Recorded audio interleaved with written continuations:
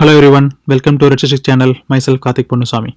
Today we are going to look at what are logical operators in Java. So basically we are going to do a logical comparison between the variables. So basically I have written this like this example for our demo purpose, where we have like boolean a equal to true, boolean b equal to false. So here we are going to do a logical comparison between a and b. So if you see here, we have logical operators and or and also not. So basically the logical operators are defined with two and two or symbol, and if I say a and b, it means it is going to return true only if both are true. If it is a or b, which means like either of the a or b is true, then it is going to return true. So let me go ahead and run this program. Here you go.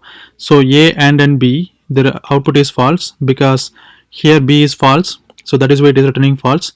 So a or b is returning true because either of one should be true. So here a is true, that is why we are getting a or b is true. And the not symbol is something like it is going to reverse the reverse the output of a and b. So basically a and b is false and the inverse of this one is true, so that is why it is returning true. So basically we should understand how this logical operators works in Java, because when we write a real-time coding, so we will be in a lot of places where we have to use compare the data between the variables, and we have to make a decision based on that. So it is very important to understand how to use AND operator and OR operator in terms of logically.